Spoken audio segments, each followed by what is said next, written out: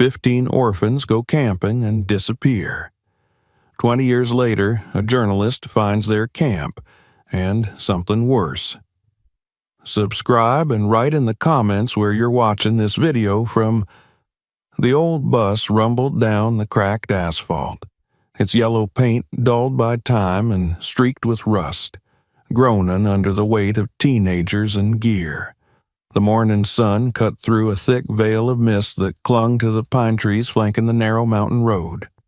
Inside, 12 children from the St. Margaret Residential Youth Center shifted in their seats, their backpacks crammed between their knees, some chattering in bursts of nervous energy, others staring out the windows in silence.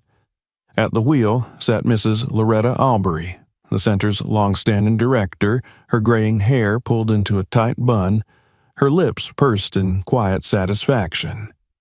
This was her idea. The state's new adaptive integration program provided a perfect opportunity.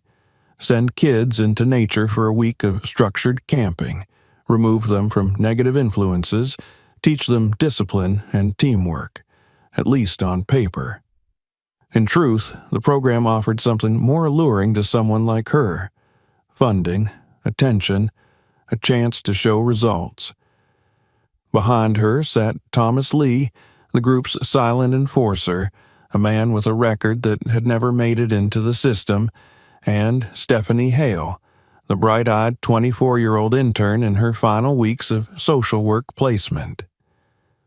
Stephanie had volunteered for the trip in earnest, believing it could genuinely help the kids she'd grown attached to in recent months. She had no idea this would be the last time anyone would see her alive. The children had no parents waiting for them. Some, like 15-year-old Louie, had bounced through too many homes to count. Others, like 10-year-old Michael, had only known the shelter of state care.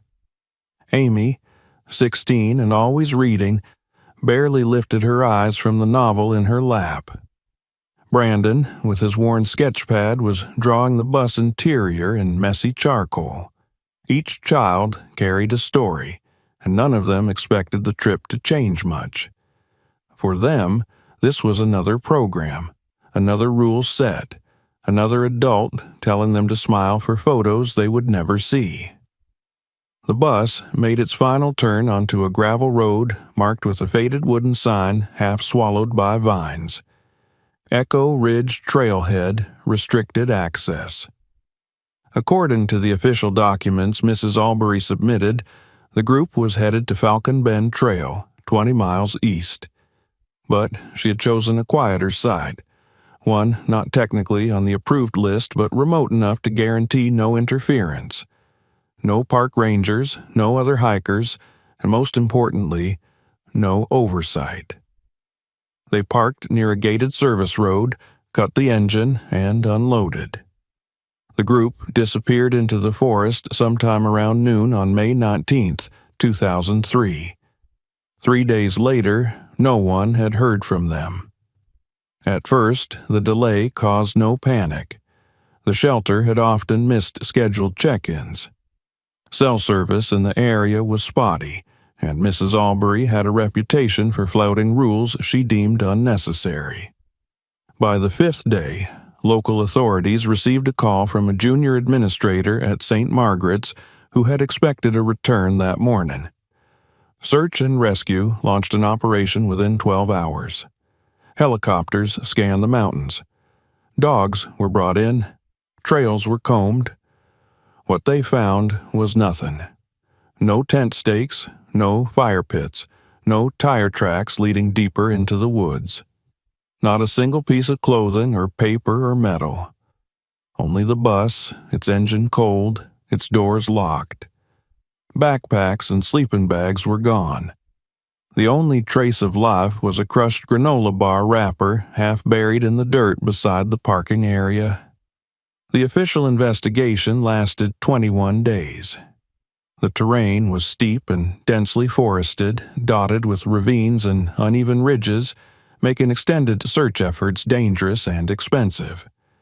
After 3 weeks, the operation was scaled down. 6 weeks later, it was closed entirely. The final report classified the event as an unsolved mass disappearance, attributing it possibly to misadventure, environmental exposure, or accident. The lack of family members advocating for the missing children meant few questions were asked. The public's interest quickly shifted to more digestible stories. Within months, the St. Margaret Residential Youth Center shut its doors. The remaining staff were relocated. Funds were reallocated. The disappearance was folded into urban legend, mentioned briefly in local news retrospectives or whispered about by those who remembered. But the names of the children, Amy, Michael, Lewis, Brandon, and the others, never made it onto posters or into campaigns. There were no tearful press conferences, no foundations launched in their honor. They were state property in the eyes of bureaucracy, unclaimed, undocumented, and, eventually, unremembered. 1 year later, a man hiking near Echo Ridge found a torn scrap of notebook paper in a rain-warped Ziploc bag wedged between two rocks. The writing was faint and smeared by water damage, but 3 words were still legible. "We need help." The hiker turned it in, but by then no one was listening. In the 2 decades that followed, the forest reclaimed what it had hidden. Fallen trees blanketed the trails. Moss consumed the remains of the forgotten bus until its yellow shell turned green and gray. Rangers avoided the area, citing unstable slopes and overgrowth. The Echo Ridge Trail vanished from maps. Those who remembered the case would later say it had always felt strange, too clean, too quiet. No scavengers, no torn clothing, no remains, just absence, and then came the silence. But even silence holds its breath. 20 years later, a young woman in a university library would pull a yellowing file from a dusty archive box and ask the question no one else had dared in 2 decades. What really happened to the children from St. Margaret's? That question would unravel everything, and for the first time since 2003, the forest would give up one of its secrets. It just needed someone to start digging. And her name was Allison Wells. Allison Wells had never expected her senior thesis to turn into an obsession. It had started with a casual idea, something vaguely noble but safe, a project on institutional failures in the foster care system, inspired by stories she'd heard growing up, passed between kids and group homes like urban legends with a bitter core of truth. She'd been a foster child once, years ago, before her adoption at age 9 by a quiet, bookish couple in Newton, Massachusetts. That history had always hung around her neck like a locket, visible only when she allowed herself to remember. Now, in the final year of her journalism program, she found herself drawn back to that lost world, seeking something that even she couldn't articulate. It was a rainy Thursday afternoon when she stumbled on the case. The campus library was nearly empty, the sound of water drumming against the windows like soft static. She had taken a stack of microfiche reels from the back archive storage, hoping to find news clippings about program failures in the state-run group homes in the early 2000s. Most of the headlines were predictable: funding cuts, abuse allegations, overworked staff. But then, almost by accident, she paused on a reel dated May 2003. The headline wasn't bold, just an inch-high segment buried between 2 more sensational stories. 12 children, 3 adults missing in mountain trip search underway in Echo Ridge area. Allison blinked. She read the article again, this time more carefully. It was short, barely a few paragraphs, but the facts were clear. A group of 12 children from the St. Margaret Residential Youth Center and 3 staff members had vanished during a wilderness program near Echo Ridge, Maine. The article noted that a search operation had been launched, but no additional details were provided. There were no follow-up clippings in the subsequent weeks, no photos, no updates. She typed the words into several news databases. Nothing. No archived footage, no obituaries, no missing persons lists. She checked the Department of Health and Human Services. No press releases or formal statements about the closure of the center. It was as if the story had been buried before it had even begun. For a moment, Allison sat frozen in her chair, her fingers hovering above the keyboard. The air around her seemed heavier. She wasn't sure what she had found, but instinct told her it mattered. That night, she started a new file on her laptop labeled Echo Ridge. She wrote down the names of the missing, at least the few that had been mentioned in a follow-up article she finally uncovered in a small-town archive from 6 months later. The article noted that the investigation had been closed due to insufficient evidence of criminal wrongdoing and lack of viable leads. The children were never named. Allison felt something tighten in her chest. No names, no photos, no one to remember them. 12 children and 3 adults had vanished, and the world had moved on without a whisper. She returned to the library the next day, then the next. She began combing through archived court records, searching for any litigation filed by or against the St. Margaret Residential Youth Center. She found almost nothing, except a brief civil filing by a former staff member named Constance Bledsoe, who claimed wrongful termination in 2004. The case had been dismissed. Allison tracked down Bledsoe's last known address and wrote her a letter. She received no reply. Determined, she pivoted to social media. The center had no surviving digital footprint, no website, no alumni network. She joined several online groups for former foster youth, asking vaguely if anyone remembered the name St. Margaret's. A week passed before she received a private message from someone named Dina West. "I lived there," the message said, 96 to 01. "What do you want to know?" They arranged a video call that weekend. Dana appeared on screen with a weary, skeptical expression. She looked to be in her late 30s, with deep-set eyes and a cigarette tucked behind one ear. Her voice was low, almost guarded. "You said you're researching the place?" Dana asked. Allison nodded. "I'm trying to understand what happened to the kids who disappeared in 2003. Dina didn't respond right away. She rubbed her chin and looked off screen. "I remember hearing something about that. After I aged out, they told us it was an accident, some forest fire or something." "There was no fire reported," Allison said quietly. "The records just stop." Dana frowned. "I'm not surprised. That place was a mess. They didn't care about us. Kids ran off all the time. Sometimes they came back, sometimes not." "Did you know Mrs. Loretta Albury?" Dina gave a dry laugh. "Knew her? That woman ran the place like a prison. Nice enough on inspection days, but cold, real cold. She had favorites, and if you weren't one of them, you didn't matter." "What happened to her?" "She left the country in 2005, Allison said. "She changed her name. She's living in Canada under a different identity." "Of course she is," Dina muttered. "Figures." Allison asked a few more questions, but Dina had little else to offer. Still, the conversation solidified a growing certainty. This wasn't just a story of children lost in the woods. Something had gone deeply wrong, and someone had made sure no one would look too closely. She spent the following month deep in research.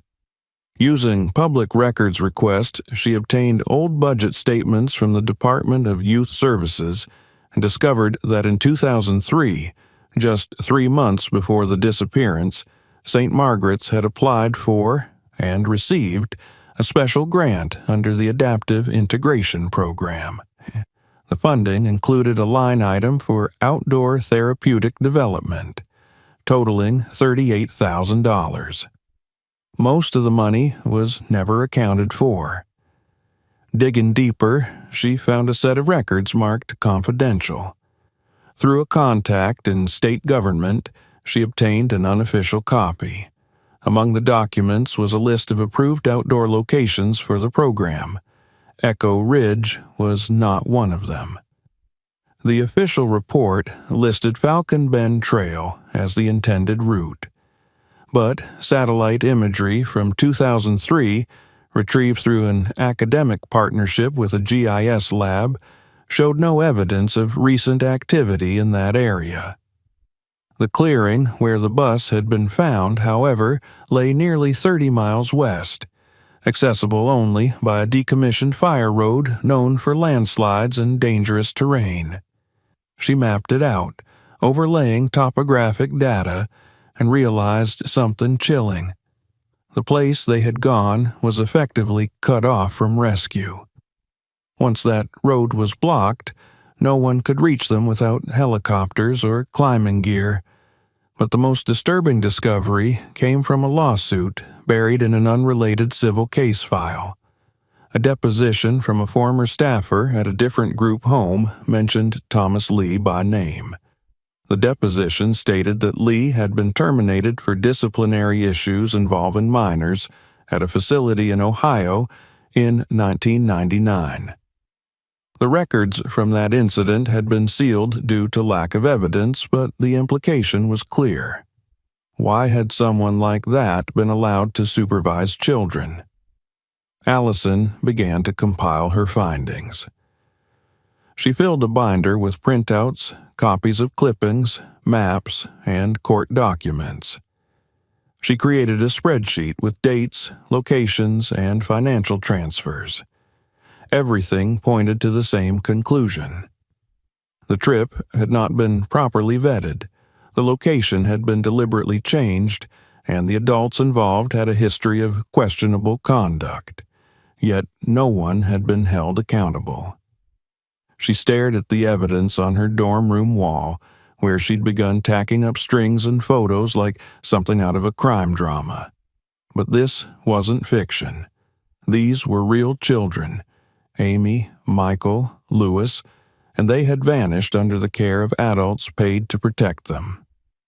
Allison decided to write a preliminary article. She pitched it to a small but respected investigative outlet that often took risks on emerging reporters. The editor, a grizzled man named Clay Bishop, called her the next day. "This is heavy," he said. "If what you've got here holds up, it's a damn good story. You got sources willing to go on record." "Not yet," Allison admitted, "but I'm close." "You'd better be. Because if this is true, we're sitting on a story that could blow open an entire State Department."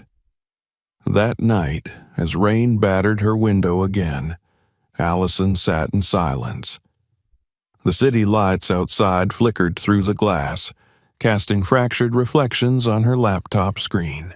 She looked at the image of the bus from the old news footage, the grainy shell parked at the forest edge. Something had happened out there. Not an accident. Not bad luck. Something human. Something covered up. And she would not stop until she found it.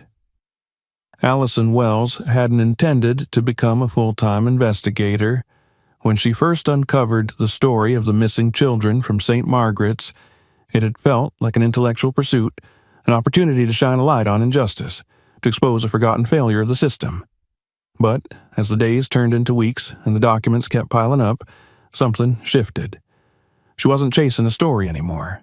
She was chasing ghosts, and the deeper she went, the more real they became.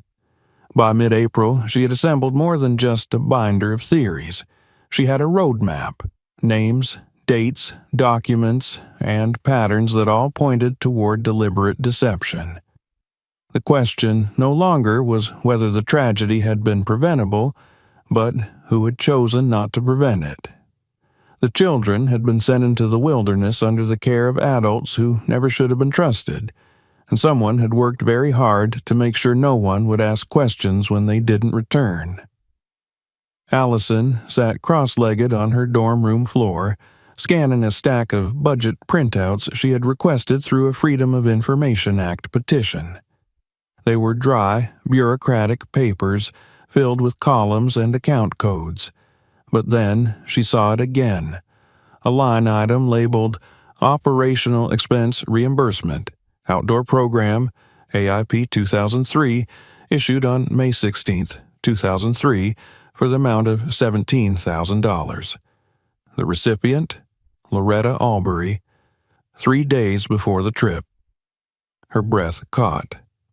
It wasn't proof of wrongdoing by itself. But why had Albury personally received funds intended for program operations? Weren't those expenses supposed to be routed through the facility's accounts? The documents suggested that she had requested the funds directly, citing off-site procurement and contingency planning. There were no receipts attached, no itemized logs, nothing. Allison cross-referenced the payment with state employee records.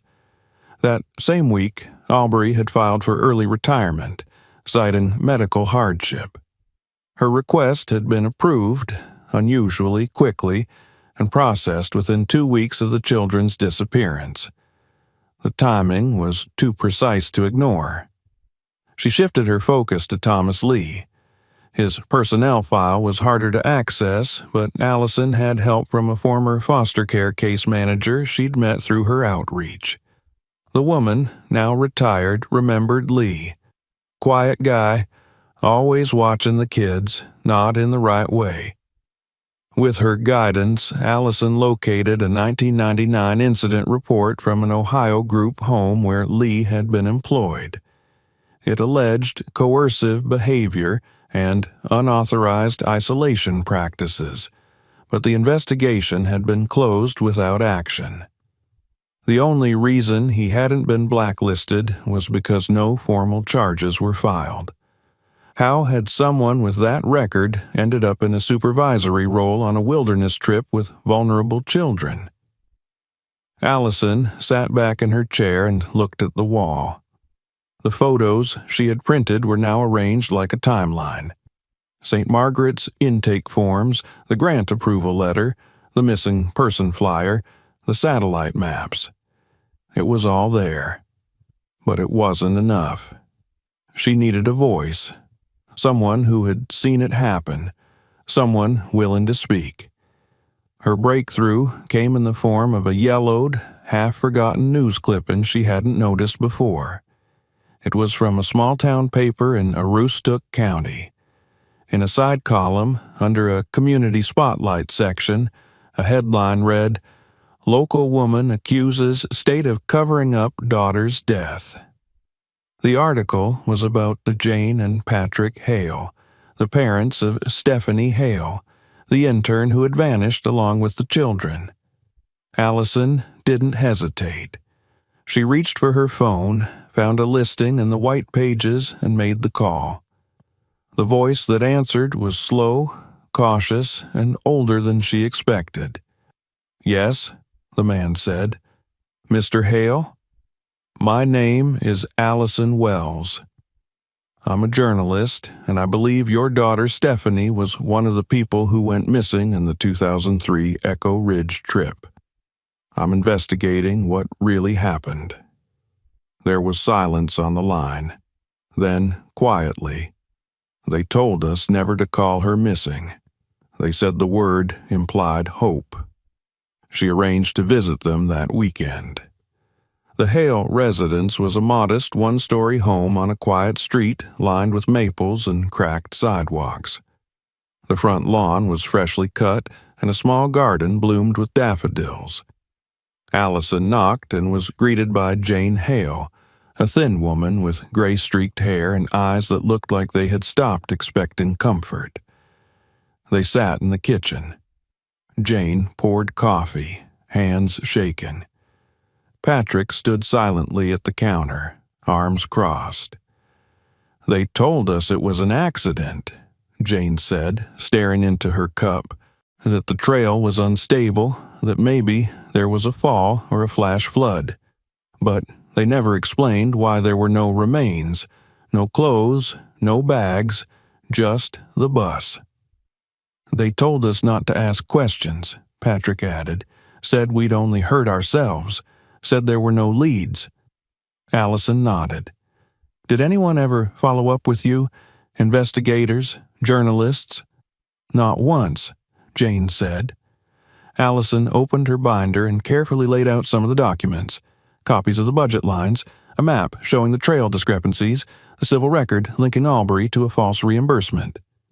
I think this was planned, she said softly, at least the location switch, and I think they left the children alone. Jane stared at the map, her face trembling. She was 24. She didn't even want to go. She told me she thought something felt wrong about it, but Albury said she had to, said it would look good on her resume. Allison reached out.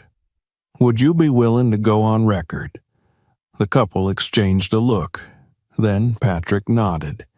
If it helps someone else see the truth, yes.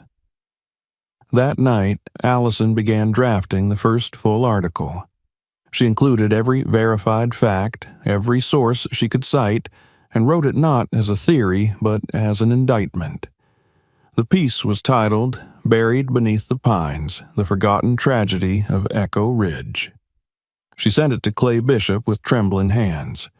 He called her the next morning. This is real, he said, his voice steady. We'll run it. We'll lead with it. But Allison, you need to be ready. This won't go quietly. It didn't. Within 24 hours of publication, the article went viral. It was picked up by regional news affiliates, then larger platforms. Social media exploded. Hashtags trended. Former foster children began sharing their own experiences. Legislators issued cautious statements. The Department of Youth Services promised an internal review, but not everyone was supportive. Allison received anonymous emails. One read simply, "Drop the story. You're chasing shadows." Another included a blurry photo of her walking across campus with no text at all. She reported the messages to campus security, who were sympathetic but powerless. She doubled down on her research, poring over more records, tracing financial transfers, looking for inconsistencies. That was when she found the most damning evidence yet. A bank statement, anonymized in a larger investigation into state disbursements, showed a deposit of $42,000 into a Canadian bank account in the name of L. Aberley, dated June 2003, 3 weeks after the disappearance. It wasn't a smoking gun, but it was a trail, and it led across the border. Allison reached out to an investigative contact in Canada, asking for help verifying the identity. In return, she received a grainy photo, Loretta Albury, living under the name Linda Aberley, residing in a quiet town outside Montreal. She had not been lost. She had walked away, and the world had let her. Allison stared at the photo for a long time, then picked up her phone and made one more call to a source she had been waiting to approach. A source who had once worked in the governor's office. A source who had warned her not to go digging too deep. When he answered, she didn't hesitate. "They found her," she said, "and I'm not backing off." He sighed. "Then you need to be careful, because if this goes where I think it goes, there are people who will want it to stop. People who made sure it stayed buried for 20 years. Allison hung up and turned back to her screen. This wasn't just a forgotten tragedy. It was a cover-up, and she was going to break it open piece by piece. The call came on a Tuesday morning in late May, just as Allison was reviewing her notes for a panel interview she had agreed to do the following week. She didn't recognize the number, and her first instinct was to let it go to voicemail, but something made her swipe to answer. Maybe it was the area code, rural Maine. Maybe it was the timing. Maybe it was intuition, now finely tuned by months of research and instinctive unease. "Miss Wells?" the voice said on the other end. Male, cautious, unsure. "This is Sergeant Paul Keller with the Maine Department of Natural Resources. I believe you've been writing about the Echo Ridge case." Allison froze. Her fingers hovered over her laptop keyboard. "Yes," she said. "That's right." "I think you're going to want to come up here," Keller said. "We may have found something." The drive took nearly 7 hours. She rented a car, packed her notes, and printed out the last article she'd written, just in case someone needed to see it.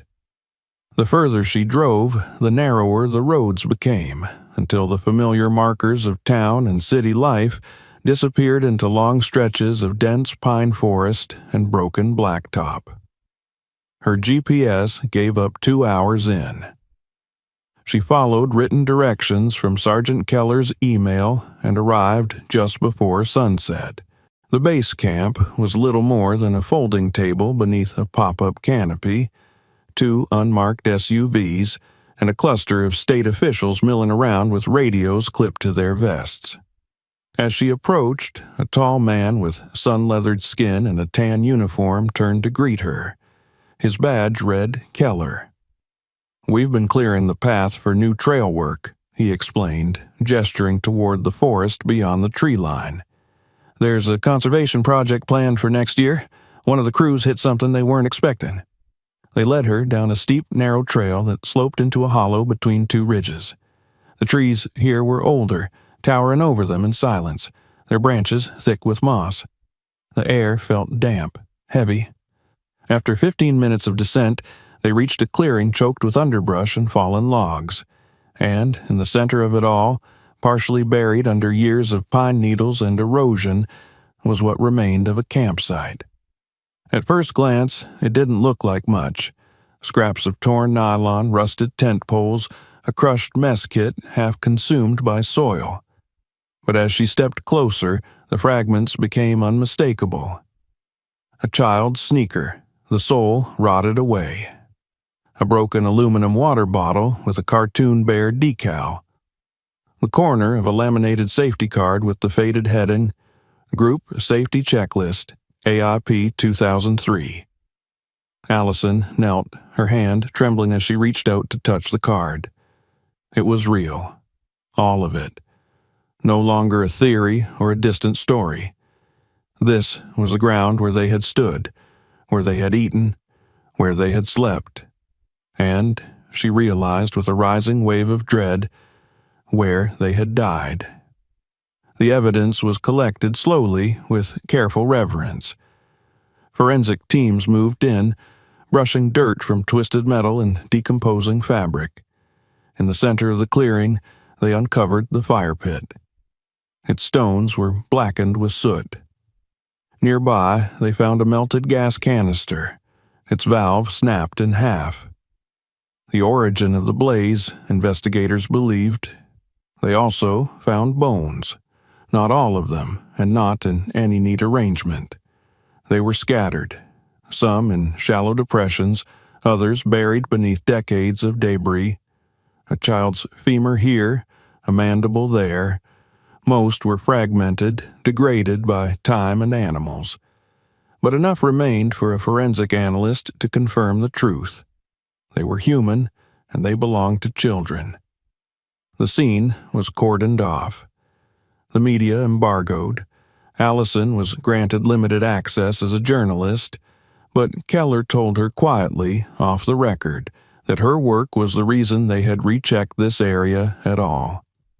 The night after the discovery, she stayed in a motel 2 towns over, lying awake on a stiff mattress, staring at the ceiling fan spinning shadows across the wall. The weight of what had been found pressed down on her chest like a boulder. For months, the missing had been names and implications. Now they had become real. She called Jane Hale the next morning and told her. Jane wept quietly, then thanked her again and again. By the end of the week, the evidence collected had made headlines across the state. News vans parked near the trailhead. Press conferences were held. Officials stated carefully that remains consistent with several of the missing individuals had been found.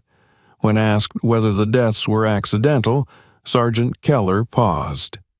"We're not ready to make a determination at this time." But Allison knew. She was allowed to review photos from the recovered cameras, found deep in the underbrush in cracked Ziploc bags. One of them contained a roll of film remarkably intact. The images showed the group smiling at the start of the trip, gathered around a small campfire, posing with peace signs and makeshift marshmallow sticks. Then, as the photos progressed, the mood changed. Tired eyes, frustrated expressions, smoke, darkness. The final few frames were blurred and warped by heat. One showed what appeared to be a child running. Another caught the edge of a hand reaching toward the lens. There were no photos of adults. Logs recovered from the scene were more haunting. Pages torn from journals.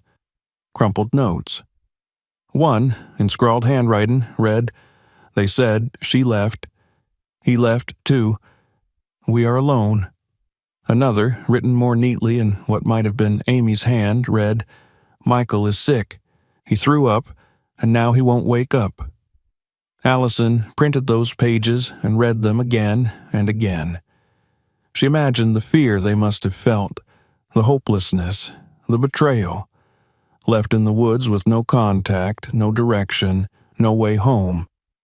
The toxicology report, once completed, confirmed low levels of carbon monoxide poisoning in bone marrow samples.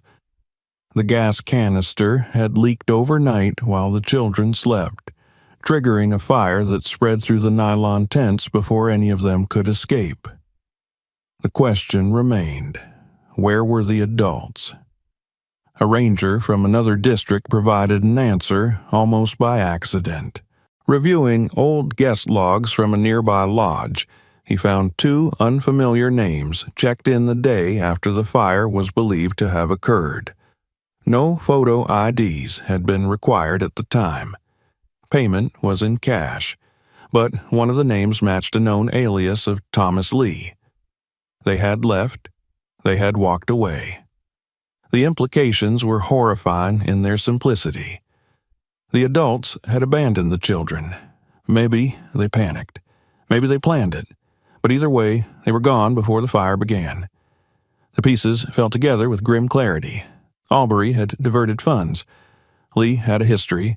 Stephanie Hale had tried to do the right thing and paid the price. And the children, 12 of them aged 10 to 16, had been left to die in a forest that would swallow their screams and their bones.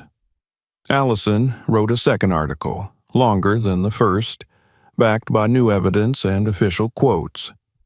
This time, the reaction was immediate and massive. National outlets picked up the story.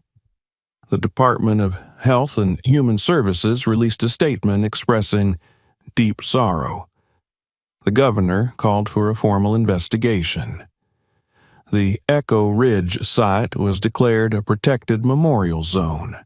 But for Allison, the work was not finished. One night, reviewing a box of scanned documents she had obtained from an anonymous courier, she came across an old memo from the St. Margaret administration. It was dated May 10, 2003, 9 days before the trip. Subject: Risk Management. Due to negative optics surrounding AIP participation, ensure media coverage is minimized in the event of disruption. Prioritize institutional protection. Allison closed the file and leaned back in her chair. They had known, they had prepared for it, and for 20 years they had succeeded in keeping it buried. Until now. The official investigation was reopened on June 3rd, exactly 20 years to the day since the group from St. Margaret's had disappeared into the woods. Cameras lined the press briefing room in Augusta as state officials stood behind their polished podiums, shuffling papers and delivering cautious, lawyered statements. The phrases they used were clinical and practiced. New forensic evidence, possible mismanagement, historical oversight. They avoided the word Allison wanted most, responsibility. No one, it seemed, was yet willing to name it. But she knew. Everyone who had followed the case closely by now understood what the evidence had revealed. The fire in the woods was not an act of God.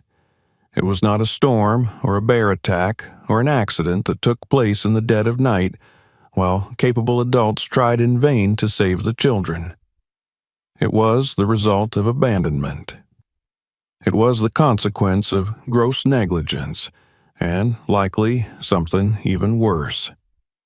The photographs from the lodge had been blurry, but when they were enhanced by an independent forensic analyst, the outlines of the two guests in question became clearer.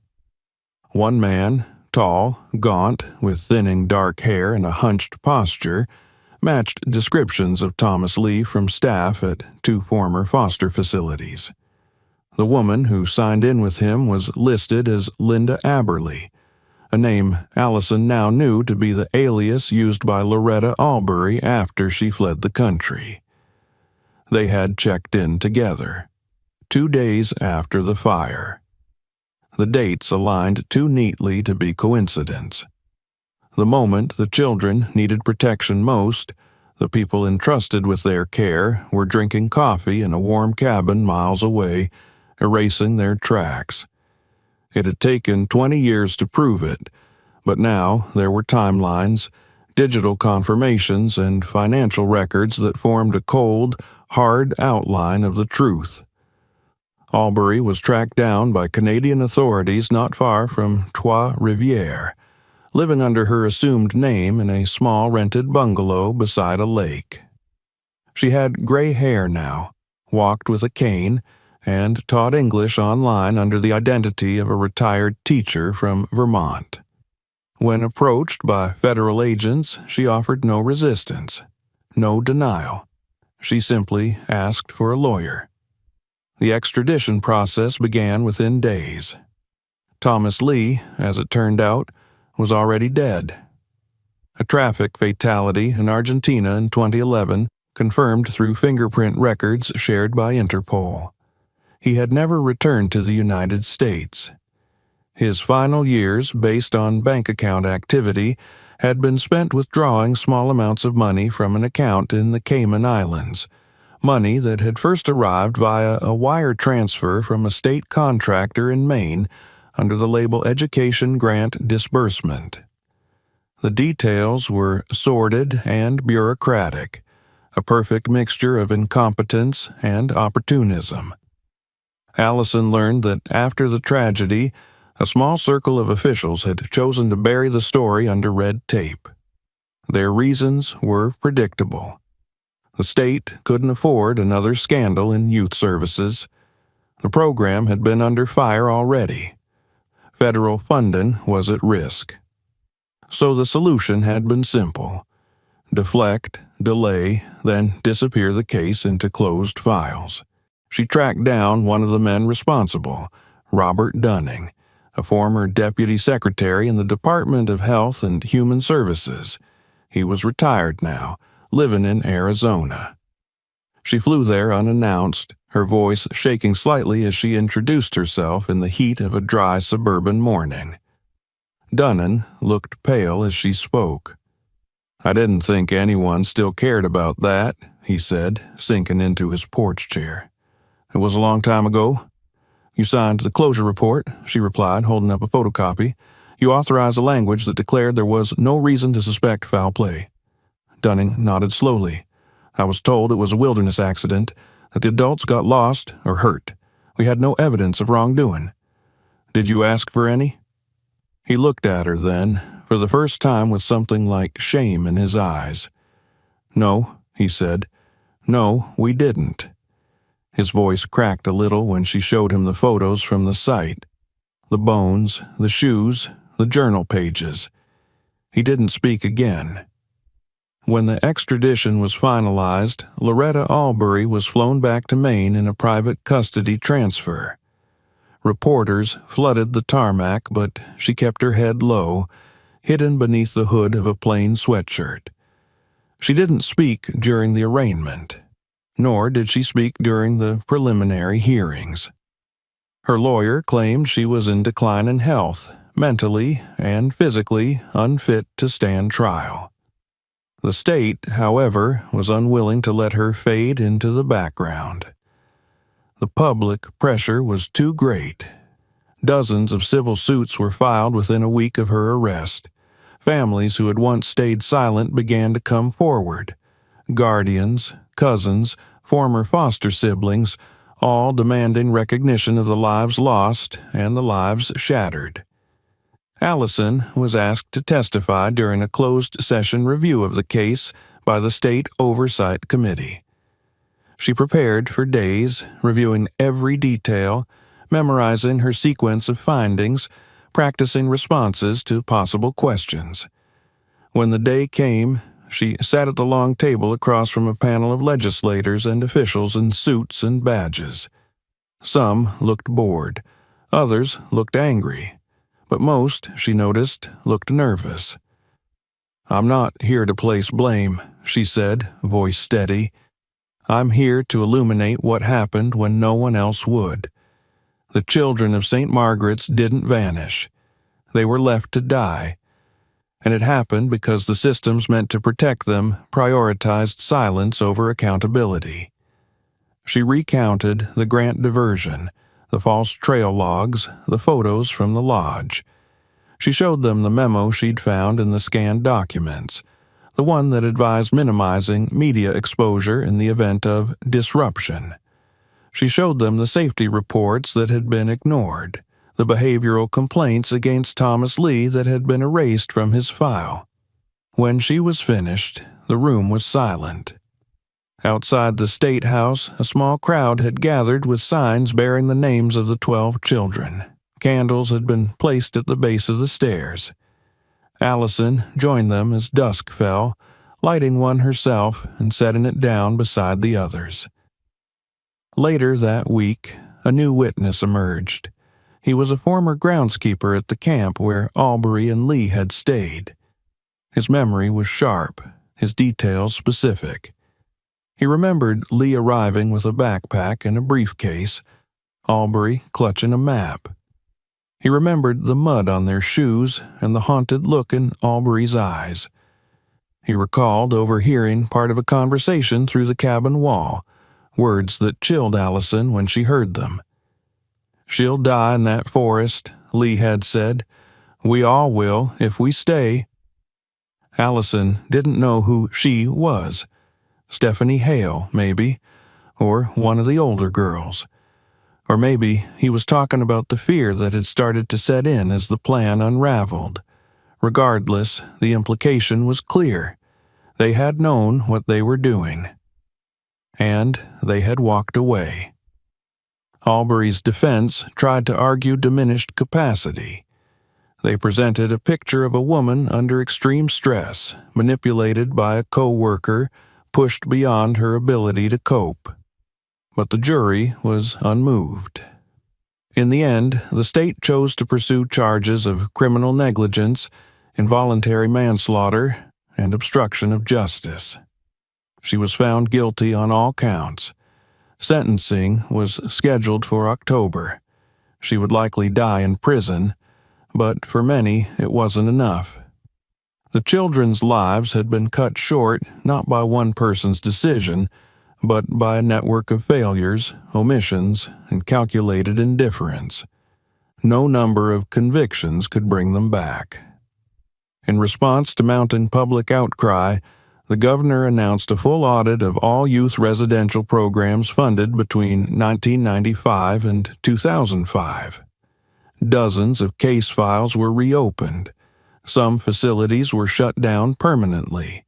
A bill known as the Hale Act, named in honor of Stephanie, passed unanimously in the legislature, requiring mandatory GPS tracking and daily contact logs for all off-site youth programs.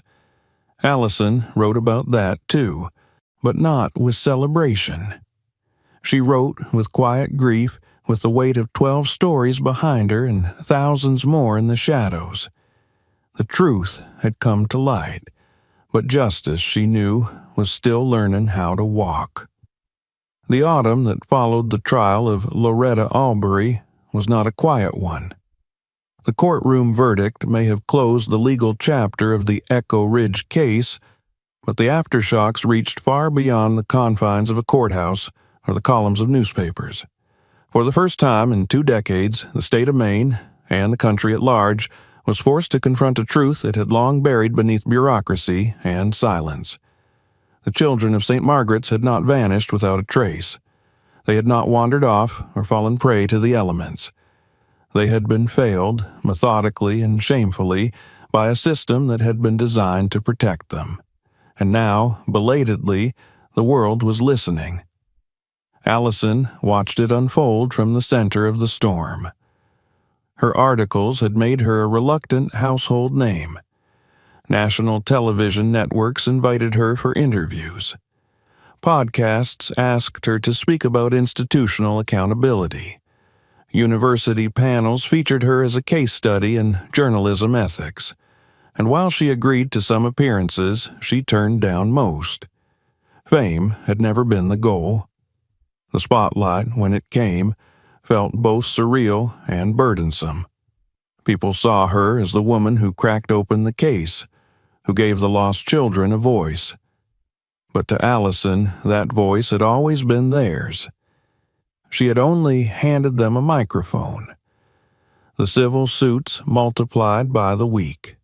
Families and guardians of the victims, including several who had initially stayed silent, now lined up to file damages against the state of Maine, against the Department of Health and Human Services, and against the nonprofit that had once operated the St. Margaret Residential Youth Center.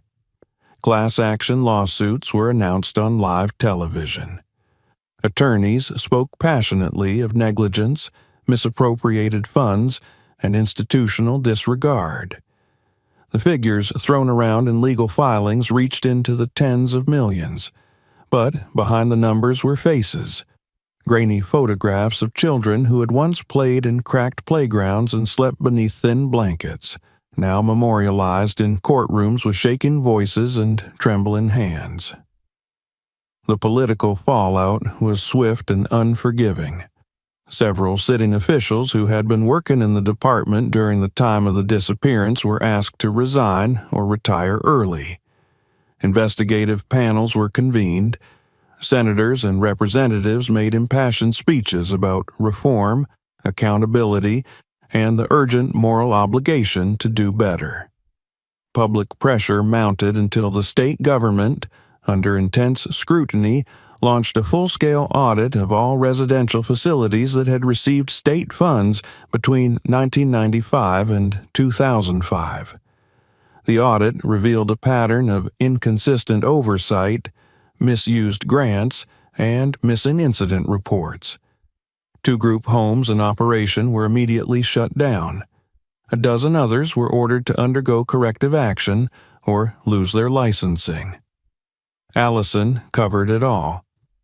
She documented the hearings, interviewed whistleblowers, reviewed contracts and receipts. She sat in the back of public galleries, filling notebook after notebook with observations, always aware that the cameras were watching her now too. People approached her in cafes, on sidewalks, at the grocery store. Some offered praise. Others looked at her with quiet reverence. But every encounter reminded her of the children who could no longer speak. She carried their memory like a second heartbeat. Amid the chaos, a bill emerged from the legislature. Drafted by a bipartisan coalition and dubbed informally as the Hale Act, It was designed to mandate strict safety protocols for all youth wilderness programs. GPS tracking of staff and participants would become mandatory. Every off-site trip would require independent review and approval from a new oversight board. Facilities found falsifying route logs or failing to check in would face immediate suspension and investigation. The bill passed unanimously. The signing ceremony took place on a bright, crisp October morning on the State House lawn. A crowd gathered to witness it: lawmakers, journalists, survivors of the foster system, and families of the lost. Allison stood among them, her coat pulled tight against the wind, her notepad in her pocket, unopened. She had no intention of writing about the event. Not today. Today, she was there as a witness. Jane and Patrick Hale were invited to speak. Jane stood at the podium, her voice strong despite the tremor in her hands. She spoke of her daughter Stephanie, not just of her death, but of her life, of how she had wanted to help people, how she had believed in the system even when it gave her every reason not to. She ended her speech with a quiet request: "Don't let this memory fade just because it's uncomfortable. Let it burn so we never forget what silence can cost." Afterward, Patrick handed Allison a small envelope. Inside was a photograph. It showed Stephanie at age 20, wearing a camp counselor's shirt and holding a clipboard. She was smiling. The back of the photo read, "For when you forget why you started."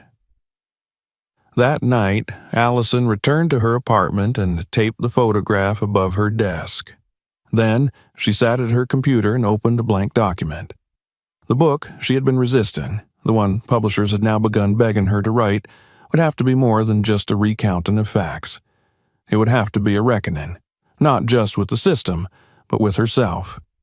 In the following months, as the legal system continued its slow churn, Allison's life became a strange combination of stillness and storm. She was invited to speak at universities, to give testimony in state oversight briefings, to advise on new legislative efforts around child welfare. Her inbox was flooded with messages from former foster children who had seen in her reporting a reflection of their own experiences. Some of them shared stories of neglect, of disappearances that had never been investigated, of programs that mirrored St. Margaret's in ways too specific to ignore. One of them, a woman named Trina, sent her a letter that kept Allison awake for nights afterward. Trina had been part of a similar wilderness integration program in 2004, 1 year after Echo Ridge. Her group had returned, but she wrote that a boy named Darren never made it back. The adults said he ran away. The file said the same, but Trina remembered Darren begging not to go, crying the night before they left. She remembered a fight in the woods, and then he was gone. Allison investigated. The facility listed in the report had since closed. The staff listed in the logs were unreachable or unwilling to speak. The file had been stamped runaway closed and tucked into a storage unit in the state's records archive. But the inconsistencies were familiar. Missing timestamps, no incident report filed within the required 24-hour window, a supervisor with a past complaint that had been dismissed. It wasn't over. The more she looked, the more she saw scattered footprints in decades of dust. Other Darrens, other Michaels. Systems that swallowed them whole, then reshaped the narrative around silence. In December, Allison launched a foundation with a portion of the advance from her upcoming book. She named it the Pine Hollow Initiative, in reference to the woods where the remains had finally been found. Its mission was simple: to offer investigative support to families of children who went missing under state supervision. Within weeks, volunteers joined: lawyers, retired caseworkers, archivists. people who had waited years for someone to care. She kept writing. She kept following tips. And still, the work brought moments of peace. Late at night, alone with her laptop and a mug of cooling tea, she would reread the testimony from those who had trusted her with their pain. They reminded her of the stakes, of the cost of inaction, of the children who should have had more time. In the spring, a small memorial was built at the site near Echo Ridge. With help from private donors and a grant from the state, a path was cleared and marked with a modest stone arch. At its center stood 12 pillars of smooth white granite, each etched with the name of a child who had never come home. A 13th pillar bore Stephanie Hale's name. Allison attended the dedication ceremony alone. She wore black and said nothing. She walked the path slowly, touching each name as she passed. The forest was quiet that day. No wind, no bird song, just the steady hush of pine needles beneath her feet. She left a letter tucked beneath one of the stones. It wasn't signed. It wasn't for anyone but them. Later that week, a boy she had never met reached out to her online. He said his sister disappeared in 2006 during a summer program run by a now-defunct nonprofit. He had been 10 years old at the time. He had never stopped looking. Allison wrote back that night, because she wasn't done either. By the time the snow began to melt across the mountains and the first signs of spring returned to the Echo Ridge forest, the story of the St. Margaret children had already left its mark on the nation. The headlines had faded, replaced by new outrages, new tragedies, new causes to rally behind. But for those who had walked the path of that truth, who had traced it through courtrooms and archives, forests and silence, it had never been about attention. It had been about names, about faces, about the weight of memory that refused to be scrubbed away by time. Allison Wells returned to the memorial in late April, arriving alone at dawn. The air was still cool, with a faint trace of winter clinging to the bark of the trees. The path from the parking area had been cleared since her last visit, the trail now marked with wooden signs and gravel underfoot. The arch that framed the beginning of the path stood silent and clean, its inscription carved deep into the smooth granite above. In remembrance of those we lost and those who searched. She passed beneath it without speaking. The wind moved gently through the pines, stirring the scent of damp soil and pine needles, and the forest, for once, felt neither ominous nor angry. It felt expectant. The memorial stones were laid out in a wide crescent at the center of the clearing, each one identical in size and shape. The names had been engraved without middle initials, without titles, just the names, plain and enduring. Amy Lowen, Brandon Pierce, Michael Chambers, Lewis Carter, and so on, all 12 of them, plus Stephanie Hale, centered at the curve. Her stone had no flourish, no poetic epitaph, just her name and the words she stayed beneath it, as agreed by her parents. Allison stood before it with her hands clasped behind her back, her eyes tracing the etched letters slowly. She didn't cry. Not this time. The morning sun reached over the treetops, illuminating the memorial in slanted shafts of gold and pale blue. A few birds chirped hesitantly from the upper branches. Somewhere behind her, a twig snapped beneath someone's step, but she didn't turn. It was a public place now. The pain was not hers alone. After some time, she knelt and laid a small object at the base of Stephanie's stone. It was the photograph Patrick Hale had given her months ago, the one of Stephanie smiling in her counselor's shirt. She had laminated it, sealed it against weather and time. As she pressed it gently into the soil, she murmured, "You did help people." Rising slowly, she turned back the way she came. The drive home was quiet, her phone left untouched in the console. She didn't turn on the radio.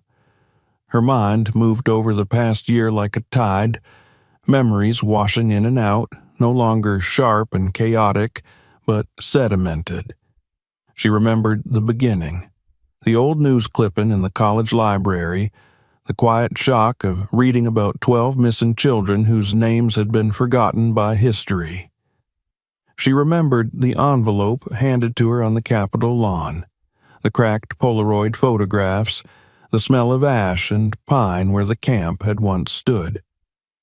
She remembered staring at scanned memos until her vision blurred, feeling the weight of every official signature that had tried to bury the truth.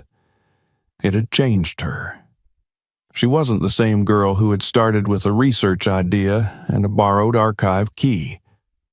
The story had stretched her open, hollowed parts of her she hadn't even known were fragile, but it had also forged something inside her, something steadier. She no longer looked at missing persons notices the same way. She no longer trusted clean endings, and she no longer believed that justice was a thing you reached. It was a direction you kept walking toward, step by determined step. Back in Boston, her apartment remained much the same.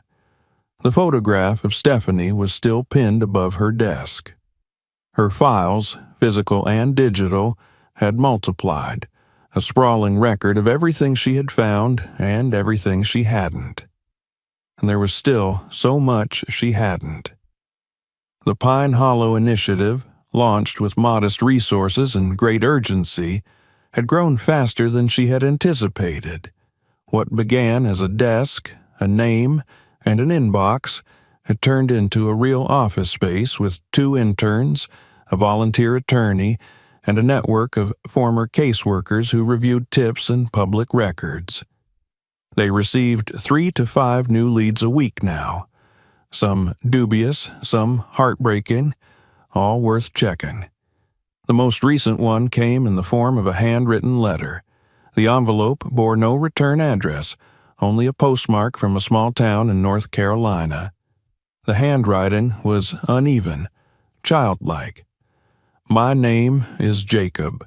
My sister went to camp in 2006 and never came back. They said she ran away. They told me not to ask. But I remember the car. I remember the road. I remember she didn't want to go. There was no other information. No last name. No age. No facility mentioned. Allison stared at the letter for a long time, her fingers brushing the uneven loops of ink. It wasn't the first note like this she had received. Probably wouldn't be the last. Each one carried within it a familiar echo, the ache of someone who had been told to forget but hadn't. Someone who had kept a name alive in their memory long after the world had discarded it. She had trained herself not to get emotionally attached to every story, but this one pulled at her with a quiet, persistent force. She typed out a request to the Department of Family and Youth Services for records from the summer of 2006 in the region identified by the postmark. She included the name Jacob as a potential sibling or guardian. It was a long shot, but they all were. And sometimes long shots hit their mark. Later that evening, she stepped out onto her apartment balcony, pulling a sweater tight around her shoulders. The city shimmered below in the distance, indifferent and alive.